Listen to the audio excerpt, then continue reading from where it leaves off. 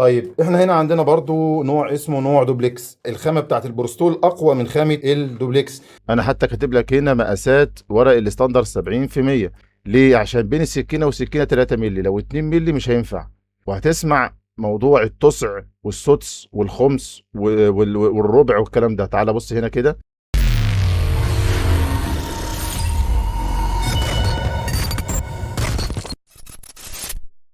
السلام عليكم ورحمة الله وبركاته، أهلا وسهلا بكل مهندس وهندسة بيسمعوني. أنا مصطفى المصري ودي قناة المصري استوديو، والنهاردة إن شاء الله نتعرف على أنواع الورق، طباعة الأوفست ومقاساته. وده فيديو بيوضح قد إيه الورق بيخش المكنة في مكنة هايدلبرج اللي هي CC 2020 اللي هي الخمسة لون. إن شاء الله فيما بعد نتعرف على أنواع ماكينة الأوفست وإزاي بتشتغل، لكن ده مش موضوعنا النهاردة. موضوعنا إن إحنا أعرفك يعني إزاي الورق بيخش وشكل المكن، بحيث ان انت تبقى حاطط نفسك في الوضع ده. الورق اللي انت شايفه ده اللي انا قصدي عليه النهارده هنتكلم فيه، وهو الورق الستاندر بجميع انواعه وازاي بيخش الورق الماكينه. عندك هو قدامك الماكينه شغاله اهي، والورق محطوط في طاوله التسليم. دي وحدات الحبر، المفروض بتاخد الورق الابيض اللي دخل وحدات الحبر، وانت طبعا انت اللي بتحدد نوع الورق وبتحدد نظام المكنه، بحيث ده المتطلبات العميل اللي عايزها. ده كان لون ازرق اللي فات، ده احمر، ده اصفر. هو كده بقى بيبدا يظبط، والفرخ زي ما انت شايفه قدامك اهو بيبدا ياخد القرار بتاعه عشان يظبطه بالديسكوميتر، وبيبدا يظبط الشغل بتاعه. تعالوا بينا يلا نتعرف على انواع الورق. طيب بالنسبه لجرامات الورق وانواع الورق، ان شاء الله النهارده هنتكلم عن اشهر انواع الورق اللي بتستخدم في الباكنج وغيره من شغل المطابع. اول حاجه معانا وهو ورق الكوشيه. زي ما انت شايف بيبقى ورق ناعم، في ورق منه مط وفي منه لامع. بيبقى زي ما انت شايف كده ورقه خفيفه، دي بتنفع للفلاير، بروشورات، كتالوج، الكلام ده كله. المجلات، الحاجات دي بتبقى خفيفه زي ما انت شايف. وهقول لك انا على الجرامات عشان بس ما اطولش عليك، واقول لك جرامات كل شغلانه لان بيختلف. كل نوع ورق بيبقى ليه جرامات، ما بيشتغلش جرام واحد بس. تمام؟ يعني في هتلاقي 150، 170، 180، مش عارف كام. فهبقى ان شاء الله هقول لك على اسيب لك فايل فيه كل الداتا اللي انت هتحتاجها ان شاء الله. والنصيحه دايما اللي بنصح بيها اي حد داخل على المهنه جديد، لازم تنزل مطبعه تشوف الموضوع بنفسك وتشتغل على انك تشوف الخامه بنفسك في اي مطبعه. انزل قول للراجل في اي مطبعه، قول له انا عايز اشوف يعني ايه كوشيه، يعني ايه بروستول، يعني ايه دوبلكس، عشان تبقى الحاجه ملموسه قدامك وتشتغل بيها. وهرد على سؤالك برضو اللي ممكن يتسال في اي وقت: هندسه، طب ايه اللي استفيده لما اعرف الجرامات وانواع ومقاسات الورق؟ تمام، هجاوبك على السؤال ده ان شاء الله في الحلقه النهارده ان شاء الله مع بعض. تمام؟ طيب احنا هنا عندنا برضو نوع اسمه نوع دوبلكس. ابيض، وشه ابيض زي ما انت شايف، وظهره مطفي زي ما انت شايف. طب لما باجي بطبع على الوش الابيض زي ما انت شايف اهو، علبه علبه نسائم برضو. دي دوبلكس من الخامه اللي انا وريتها لك دلوقتي، وهقول لك ليه عملناها كده واختارها العميل. طيب العميل ليه بيختار الحاجه اللي زي دي؟ ده هينقلنا على النقطه الثالثه، وهي نقطه البروستول. يبقى عندنا كوشيه، وعندنا دوبلكس زي ما انت شايف دلوقتي اهو، وعندنا بروستول كوشيه. وده اللي هتسمعه، وده الغالب اللي هتسمعه في مطابع كتير جدا جدا جدا. تمام؟ وده من افضل الانواع اللي العملاء بيحتاجوا يشتغلوا عليها. تمام؟ طيب الدوبلكس اللي انت شايفه دلوقتي ده اللي بيشتغلوا بيه لرخص الخامة. فالعميل بيحتاج يقلل في تكلفة العلبة، فبيشتغل بالحاجة دي. طيب بص انت هنا لتصميم العلبة عامل ازاي، وبص هنا لعلبة زي دي كده. دي برضو بوستول كوشيه، انت شايف اهو كاتب البيانات بتاعتها. دي علبة بتبقى دواء، طوله عرض زي بعض، زي ما هنتعرف ان شاء الله. ده بيحتاجها برضو. ادي علبة تانية هي. تمام؟ نفس الكلام برضو بروستول. بيبقى الواحد محتاج يعرف انواع الورق عشان يعرف يشتغل ويعرف هو قاعد الدنيا وراه ماشيه ازاي. والنوع الرابع زي ما انت شايف كده اسمه ستيكر بلاستيك. تمام؟ في منه ستيكر عادي، ومنه ستيكر جاك، ومنه الكلام ده كله. انت مش مطالب تتدخل يعني في جميع الحاجات دي، لكن على قدر الامكان تبقى عارف الانواع الورق. يبقى عندنا حاجه اسمها، انا كنت ممكن اصور لك حاجات من على النت او اصورها لك بالتليفون، بس انا حابب احطك في الوضع معايا انك تبقى عارف كل حاجه. وممكن يتقال لك هندسه دي هتشتغل ان شاء الله على بروستول، تبقى انت عارف ان الالوان اللي هتنزل على البروستول الكويس. بص حتى هتلاقيها بتلمع كده اهو معاك اهو. طيب تعال بص هنا، مفيش لمعان خالص، هتلاقي دي لمعان بس الايه الاضاءه، لكن هي يعني لو جينا قلنا اني خامه اقوى من خامه، لا، الخامه بتاعت البروستول اقوى من خامه الدوبلكس. طب ليه العميل بيعملها دوبلكس؟ عشان يقلل في سعر العلبه، لان كل العلبه ما زادت الخامه بتاعتها، يعني ده نوع الورق ده اغلى من نوع الورق ده.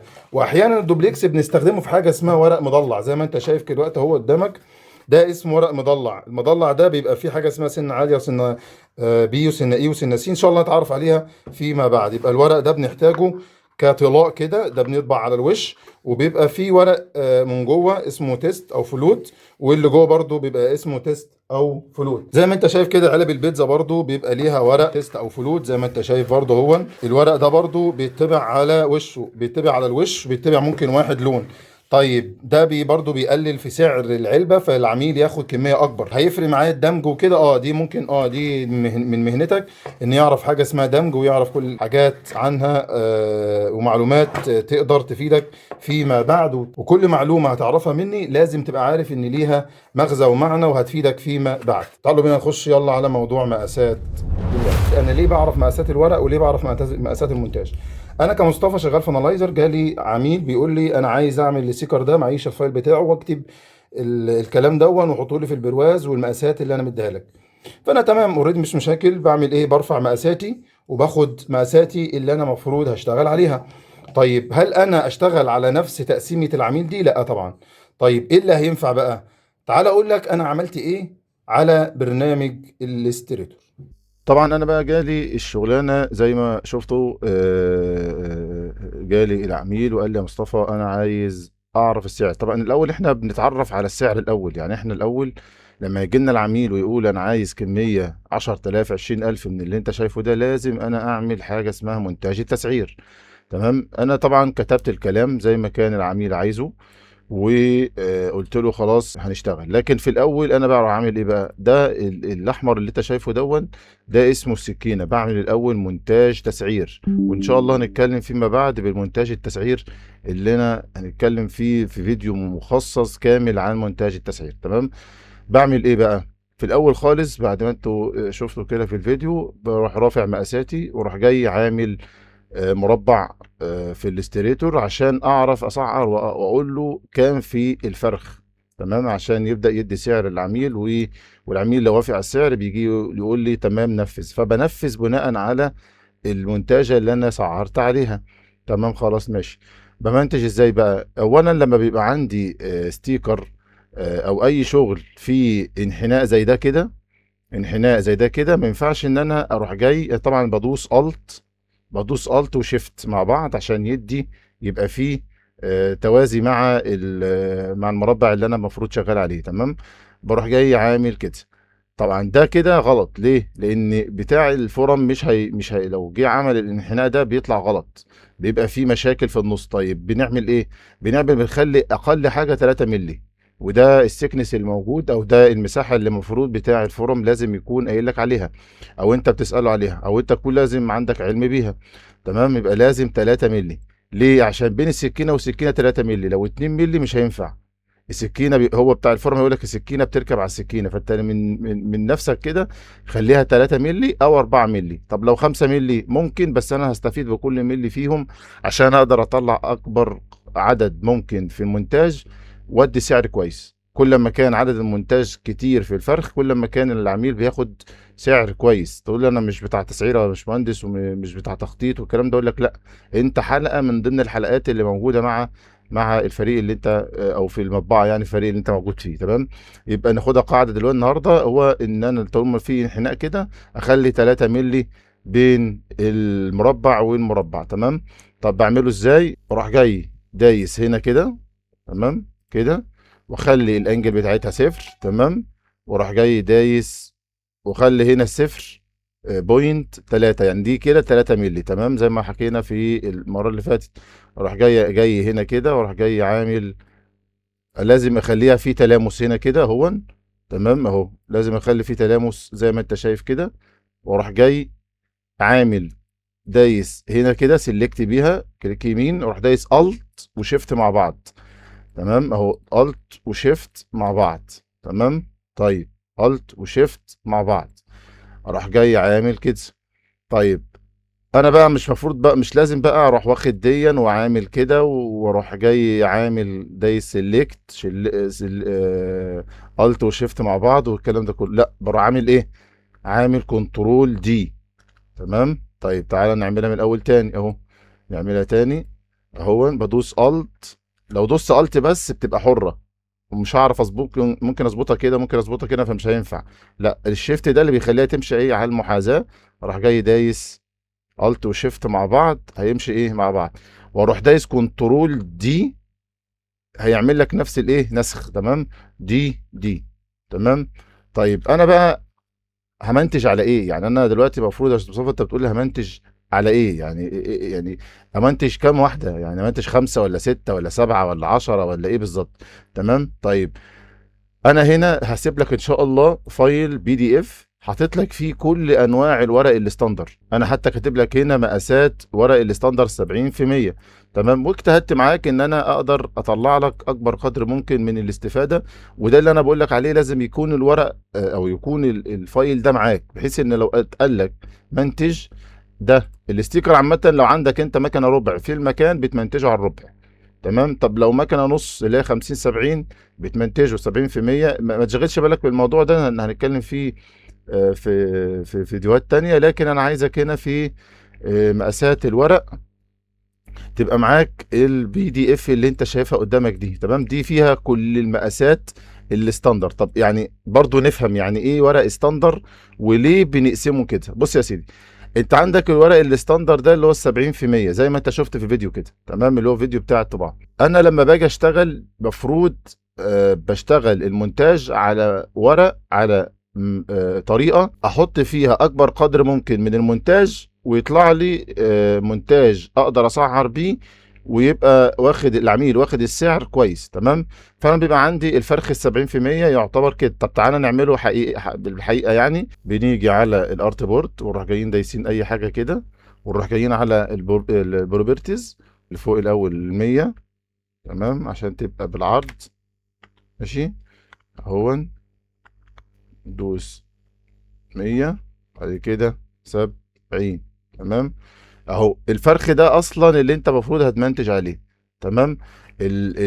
دي الارت بورت اللي المفروض تشتغل عليه. طب ال 70% المكنه الربع اللي هي الجي تي او اللي بتشتغل 35 في 50. تمام. زي ما انت شايفها في البوستر هنا كده اهو. دي اسمها الجي تي او. تمام. طب انا هشتغل ازاي عليها؟ المفروض ان الفرخ ده بيتقسم كذا قصة. فلما الصنايعي بتاع القص بيدخل الورقة القص بيروح قاصصها في النص كده، وبعد كده كده، وبعد كده كده. فانا بدور على اكبر قدر ممكن من الاستفادة في المونتاج. طيب همنتجها على الربع يبقى 35 في 50. يبقى ما قلش، اقل بس ما زدش. تمام. طيب خلاص جميل قوي. يبقى الربع، مقاس الربع 35 في 50، ما قلش عن، ما زدش عن كذا، ما زدش عن 35 في 50. ركز معايا في الموضوع ده قوي. تمام. فانا همنتج من اول هنا كده، من اول هنا كده، من اول مقاس الربع اللي هو ال 35 في 50. ده المقاس بتاع الربع، مقاس الجي تي او. طيب ده مقاس الربع الجي تي او، حتى انا كاتب لك اهو مقاس الربع الجي تي او. تمام. ده اول مقاس، اول مكنه في الماكينات الطباعه كلها مقاسات. تمام. فده مقاس الجي تي او بتاع المونتاج بتاع الفرخ لما يشتغل. يعني ده فرخ 70% بيجي من المصنع كده، مقاسه 70%. عشان ادخل الورق في مكنه الجي تي او، لازم اقص الفرخ 4/4 زي ما انت شايف. الربع ده هو اللي بيخش الماكينه. تمام. يبقى انا المفروض همنتج على الاقل. طب تعالوا بينا نشوف كده المونتاج بتاعنا هيجيب كام في الربع. يبقى انا المفروض لما اجي همنتج هعمل ايه؟ اروح جاي عامل كده اهون. اروح جاي عامل كده. خلينا نمسح ده كده. اروح جاي عامل ال- الربع اهو. تمام. اروح جاي كاتب هنا ايه 50 في 35. انا كده بعمل ايه؟ بعمل مونتاج التسعير. تمام. همنتج على الربع، يبقى اول حاجه اعملها ايه؟ الارت بورت ال 50 في 35. واروح جاي ايه انا عملت ايه بقى كمصطفى؟ بروح جاي واخد عامل مربع. تمام، المربع ده كام؟ المربع ده 4 في 7.5. تدايس هنا على ريكتانجل اللي انت شايفها دلوقتي، وراح جاي دايس هنا، دايس مرة على الارتبورت، وراح دايس 7.5، وراح دايس هنا كاتب 4. تمام، طبعا طلعت لي هي. اروح عامل ايه بقى؟ جاي عند الركن اللي انت شايفه ده. تمام، وراح عامل انحناء بسيط قوي كده، بسيط يعني، ما مش قوي يعني، انت فاهمني؟ اهو بسيط اهو. واروح جاي عامل ايه؟ جاي عامل من فوق كده. كده انا هبدا اعمل الايه، المونتاج. زي ما انت شفت في الاول كده انا عملت ايه. هعمل برضو نفس الطريقه اللي انا قلت لك عليها. تمام، هعمل نفس الطريقه اللي انا قلت لك عليها. يبقى الاولانيه، الطريقه الاولانيه دي طريقه تسعير بسرعه. طب لا، انا مش متاكد، عايز اتاكد من المساحه بتاعتي. الاولانيه دي كانت طريقه رفلي كده. لا، طب انا يا استاذ مصطفى ممكن اتلخبط. لا خلاص، اعمل الارت بورت اللي انت شايفها دلوقتي دي. ده مقاس الفرخ الحقيقي اللي المفروض لو دخل 35 في 50 هيخش. عشان تعرف تستخدم الاختصارات، بتدوس شيفت واو. هتيجي هنا على بروبرتيز، هتلاقي 50 في 35. طب تعالوا بينا بقى نعمل نفس الطريقه. انا عندي اللي هو الريكتانجل اهين، بروح جاي دايس هنا برضو على اللاين، ادوس دوسه، واروح جاي برضو دايس على الارت بورت دوسه. هيجي لي بنفس الطريقه اللي احنا اتعلمنا فيها في الاول. طيب هنا 0.3 يعني ملي، بتدوس يعني ما تكتبش 3 لان كده انت 3 سم، فما فيش مساحه لجاب 3 سم. اروح جاي ايه، انا كده عايز اعمل ايه؟ عايز اعمل الجاب. اروح جاي دايس 0.3، واروح جاي اخلي الانجل صفر. هيطلع لي حته اللاين دي الصغننه دي. اروح جاي حاططها فين؟ هنا كده. كده انا بعمل ايه؟ بعمل جاب. يعني ايه جاب؟ يعني مساحه. ما ينفعش 2 مللي، استحاله. تمام، بتاع الفورم مش هيقبلها. تمام. لو 4 ماشي. طب لو نص سنتي، لا انا عايز اقلل، عشان لو كل ملي زاد فطبعا زاد في مساحه الورق. تمام، واروح جاي دايس شيفت الت وشيفت، واروح جاي دايس كده. تمام اهو، الت وشيفت تاني، الت وشيفت، بدوس الالت هو بيخليها ايه. ممكن اعملها كده، ممكن اعمل مش عارف، ممكن ما تظبطش معايا. تمام، طيب انا عامل ايه؟ الت وشيفت بيخليها فيها ايه. بص انا عمال اطلع فوق وانزل مفيش. بص اول ما انت بتفعل السناب بيروح جاي ايه، عامل السناب زي ما انت شايف كده. طب راح سايب. اروح دايس ايه بقى؟ وراح دايس كنترول دي. كنترول دي بيعمل لي ايه؟ نسخ. ادي كده 3 4 5 6. تمام، الله 6 اهي. تمام، طيب الستة دي المفروض ان انا اخليها زي ما هي. تمام خلاص. اروح جاي ايه، عامل ايه بقى؟ دايس الت. انت مصطفى بتعمل ايه؟ بعمل زي ما انت شايف كده، بروح دايس الت عليها، واروح جاي ايه، عامل كده الت. بدوس الت اخد منها نسخة. حتى هتلاحظ ان في سهمين عملوا مع بعض، يعني في سهمين. هتلاقي في سهمين لما انت تبص، لما انت تدوس على الالت وعلى الكليك هتلاقيها ايه. بص هتلاقي في سهمين طلعوا مع بعض، اللي هو الاساسي والنسخه بتاعتك، وتروح جاي حاطط فين؟ حاططها في الاخر كده. تمام، اروح جاي ايه، ده الشيفت. الشيفت دايما بيخليك تمشي صح. تمام، اروح جاي ايه، قلبها. طب انا لو ما دوست الشيفت، بص ممكن تبقى عامله كده، ممكن تبقى عامله كده، طب غلط. اروح دايس كنترول زد ارجع، اروح دايس شيفت، واروح ايه، اعمل ايه، على طول اخليها مستقيمه زي ما انت شايف. واعمل ايه بقى؟ اروح جاي واخدها نسخه كامله كده. تمام، اروح دايس سيلكت كله مع بعضه، واروح جاي دايس ايه، الت وشيفت. احنا اتفقنا الت وشيفت دي بياخد نسخه. تمام، الله ينور عليك يا استاذ باشمهندس مصطفى. اهو، تبقى انا كده اخدت ايه، المساحه. طب طبعا مش هقعد اخد سيلكت، اروح جاي ايه، كنترول دي كنترول دي كنترول دي كنترول دي. تمام، كنترول دي كنترول دي. ايه ده؟ لا، طالما طلعت معاك كده، طالما طلعت معاك كده يبقى ايه، تمسح الايه، تمسح الصف ده. تقول لي طب ما في مساحه فوق اهي. اقول لك لا، لازم يبقى في مساحه بيضه زي ما انت شايف كده. لازم يبقى في مساحه بيضه زي ما انت شايف كده. طيب انا هروح ماسح دي كده. تمام، انا كده كل شغال فين؟ في ال70%. تمام، فخلاص مسحت الايه، مسحت الصف الاخير. تمام، طيب اروح جاي واخد عامل لدي جروب، اروح دايس عليهم كله، اروح جاي عامل سيلكت عليهم كده، واروح دايس جروب. تمام، بعد ما دوست جروب هما كده بقوا جروب. يعني طب ازاي بعمل جروب؟ بروح معلم عليهم كلهم عشان اعمل حاجه معينه. اروح جاي دايس ايه، لازم اعلم سيلكت على كله، لازم اعلم سيلكت كده بدوس كليك يمين واروح سيلكت كده من غير ما ادوس على اي مفتاح من الكيبورد، واروح جاي دايس الت كنترول جي، تمام، اللي هو اللام، تمام، بالعربي. واروح جاي عامل ايه بقى في ادوات اهي، بروح دايس هنا هوريزونتال الاين سنتر، اروح دايس كده، واروح دايس هنا برضو ده فيرتيكال الاين سنتر كده كده، بقى في نص الايه، بقى في نص ال بقى في نص الارت بورت اللي هي الورق اللي انت هتشتغل عليه. طبعا دي بتبقى كام بقى؟ بتعد 1 2 3 4 5 6، 1 2 3 4 5 6 7، تمام. طيب بتضرب 6 في 7 وبتعمل المواصفات الفنيه بتاعتك وامر الشغل بتاعك. انت كده اشتغلت سليم، اشتغلت سليم. لكن في الراجل بتاع المبيعات قال لي مصطفى والله انا عايز اقل منتجه عشان اعمل سعر كويس. هو ممكن كده تاخد سعر افضل وافضل، لكن هي العدد بتاعها قليل 10000، تمام. فقال لي لا خليها في منتجه قليله. ليه؟ لان عشان تودي فورمه زي دي كده للراجل بتاع الفورم هتبقى مثلا داخله لها في 70 في مثلا في 1000 جنيه مثلا. فال 1000 جنيه دي اللي انت حسبتها دي عشان يديله هو سعر بقى ستيكر صغير زي ده، هيضطر يفرق ال1000 جنيه على ال10000، فهيديله سعر كبير. لا، فاحنا بنعمل ايه بقى؟ بنلجأ للمنتجة اللي انت شايفها دلوقتي قدامك دي. طيب اللي انت عملته يا باشمهندس مصطفى؟ اللي انا عملته، ده اللي انا عملته. طيب يعني انا لما اللي انت شرحته ده غلط؟ لا، ده صح وده صح.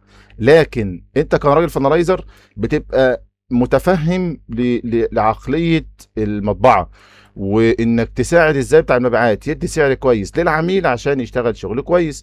طيب انا عملتها على ايه بقى؟ عملتها، تعال ندوس شيفت او ونروح دايسين هنا الارت بورت وندوس البروبرتيز. ايه ده 33 في 23، مش 50 في مش 35 في 50 زي ما انت فهمتنا. ايوه، ما انا جاي بقول لك بقى ايه، هتفهم وهتسمع موضوع التسع والسدس والخمس والربع والكلام ده. تعال بص هنا كده. طيب احفظ المقاس ده كويس، 33 في 23. نيجي نبص كده، احنا قلنا هنا ايه؟ ده مقاس الربع، صح؟ طيب 33 في 23، ركز معايا. هل هينفع مع السدس؟ لا. ممكن بس انا كمصطفى منتجته كده، تمام. طيب تعال نبص بصه برضو، التمن 35 25 في 5. الالفاظ دي لازم تحفظها، الالفاظ دي أو المصطلحات دي لازم تحفظها في المطبعه. انا منتجت تمن، انا منتجت ربع، انا منتجت نص، انا منتجت تسع، منتجت عشر. لازم تفهم والالفاظ دي عشان تبقى اهو 23 و3 في 33. تقول لي التلاتة دي مش مكتوبة هنا، يعني ممكن يقول لك ايه 33 دي مش مكتوبة هنا اهي. يعني لو جينا عملنا شيفت هو اهو 33 مش في مش يعني مش مكتوبه يا باشمهندس. اقول لك ايوه، ال 3 مللي دي بيبقى عامل حسابها الصنايعي بتاع القص، هو بيبقى فاهم الاسماء اللي انا بقول لك عليها دي، الربع والسدس والتمن والتسع. يعني ايه تسع؟ يعني الفرخ. بص بقى، الفرخ بيتقسم 9 مرات. الفرخ بيتقسم 9 مرات، تمام. اهو 1 2 3 4 5 6 7 8 9، تمام. بص هنا حتى اقول لك اهو، الفرخ لما الستاندر اللي بياخده الصنايعي بيقصوا 9 حتت، تمام. طبعا بالكميه، يعني مثلا 300 فرخ في 9 هيروح قصه ايه في 9 ان شاء الله لما نتعرف على مواصفات فنيه. فهو هنا 33 في 23. ده اللي انا قصدي اقول لك عليه بقى النهارده في فيديو النهارده. كل اللي انت شايفه دلوقتي ده لازم تحفظه صم زي ما بيقولوا كده. احفظه وافهمه، خليك حافظ وفاهم مفيش مشكله. طب لو حفظته مش فاهم برضه مش مشكله. يعني انا ابقى حافظ مش فاهم، لا مش اقصدش، لكن تبقى حافظه ولو مش فاهمه برضه اشتغل عليه وهيطلع صح ان شاء الله، تمام. يبقى انا وانا منتجت ايه؟ الربع، مقاس الربع، تمام. بس ده كتير قوي وهتبقى مكلفه علينا قوي. الفورمه دي هتبقى طبعا دي زي ما اتعرفنا في الجزئين اللي شرحنا فيهم الشغل بتاع الفورمه. ده سكينه بس، سكينه قطع بس، تمام. زي ما انت هتشوف في الفيديو دلوقتي في الفيديو النهائي اللي هوريه لك. طبعا زي ما شفنا كده بالطريقه اللي احنا عرفناها على الاستريتور. هقول لك دلوقتي بقى احنا اللي حصل على الاستريتور ازاي نزل على ارض الواقع. بص كده معايا، زي ما احنا اهو المقاس اللي احنا عملناه على الاستريتور اهو. تعال بص معايا كده اهو، هتلاقي نفسك ايه 33 و3، تمام اهو 33 و3. تعال بقى برضو لمقاس تاني وهو اهو 23 و3. يبقى معنى كده ان المقاس اللي احنا عملناه اللي احنا قلنا عليه هو اللي اتطبع، هو اللي قلنا المقاس اللي اشتغلنا عليه هو المقاس اللي احنا طبعناه. تمام. يبقى انا لما جيت منتجت على مقاس التسع اللي هو 23 في 33، وعملت برضو المقاس الاصلي بتاعي. طب انت تقول لي يا باشمهندس ده فورمه، ممكن واحد والله يقول لي دي فورمه ازاي بتعمل لها سينيوهات كده؟ السينيوهات دي عشان بتاع الفورمه، الراجل اللي جاي يشتغل على الفورمه يبقى عارف حدود السكينه، ما يبقاش مثلا السكينه بتاعته رايحه كده شويه ويقص غلط، لان لو قص غلط الكلام ده هيطير زي ما انت شفت كده. بص حصل ايه، حصل في مساحه كبيره قوي طارت في الشغل، فهتلاقي الشغل مش هيطلع متوسطن. برضه المصطلح بتاعنا بوسطن الشغل، بوفر على الراجل بتاع وده وظيفه الفاينلايزر، هو يخلي كل حاجه متوفره للصناعيه اللي بعديه اللي بتاع الطباعه، في فصل الالوان وفي اختيار المقاسات، وفي نفس برضه بتاع التكسير يبقى مظبوط، دنيته مظبوطه، وبتاع الاسبوت برضه مظبوط، والكفرج مظبوط، والبصم كله. اللي انت المطبخ اللي بيتاكل المطبعه كلها، يا اما اكل حلو هيقول لك كويس يا هندسه والله ينور، يا اما لو وحش هي ايه يعني فاهم. ربنا يستر علينا عليك، وان شاء الله الموضوع سهل جدا معايا، ان شاء الله هتوصل لمرحله كويسه. خلاص يبقى احنا هنا كده هو خدنا مقاس التسع. طيب انت بتعمل ايه يا باشمهندس؟ انا بفضل جنبي الورقه دي او ورقه ان شاء الله هسيبها لك مع الملف على مقاس مقاس الربع والتسع والكلام ده، بخليها جنبي بحيث ان انا لو نسيت ارجع لها. هتيجي تدوس عندي على القناه، وداس الروابط، وداس جروب التليجرام، ولو انت مسطبه على الديسكتوب عندك هتلاقيني سايبه لك في في سيكشن من السكاشن دي، او في جروب عالم الباكينج زي ما انت شايف كده دلوقتي اهو، جروب عالم تصميم بالباكينج. انا برضو ده الجروب بتاعنا الخاص بتاعنا، هتلاقيني سايب لك فيه على الجروب، ما تقلقش خالص، هتقدر توصل له باذن الله بكل سهوله ويسر. طيب الملف ده بيتكلم على نوعين ورق، اللي هو الستاندر اللي هو الجاير، في ورق جاير اسمه ورق الجاير الستاندر 66 في 88، وورق الستاندر 70 في 100. وده ورق ال 70 في 100 بيتقص نصين عشان يبقى 50 في 70. برضو التلت يعني اللفظ نفسه التلت ده يعني 1/3، يعني الفرخ اتقص 3. تمام. بيبقى برضو مقاسه زي ما انت شايف كده. واللي انا كاتب لك ايه بقى، كاتب لك الطريقه الصحيحه للمونتاج ودخول الورق ماكينه الطباعه، يعني ده الورق الصحيح اللي هيخش الطباعه. وخليني اقول لك على حاجه برضو بالطريقه اللي انت شايفها قدامك دلوقتي دي. انا لما احط هنا كده، بص، لما نيجي نعمل شيفت او نيجي ندوس هنا كده على الارت بورت ونروح دايسين هنا كده، بص هنا 33 في 23، 33 في 23. انا لو دوست كده 23، دوست مثلا 32 ابتدى 23 فوق، وهنا 33، ده غلط. ما ينفعش الورق يخش الماكينه كده. الورق بيخش الماكينه من الصغير مش من الكبير، يعني بيخش من الصغير مش من الكبير. يعني انا لما اجي امنتج يا باشمهندس واجي اكتب المقاس ده، اكتبه ازاي؟ اكتبه زي ما انا كاتبه كده. الفوق الوايت بكتبه 33، والهايت بكتبه 32 23 اهو، او اي مقاس بقى، يعني اي مقاس من المقاسات دي اكتبه كده صح.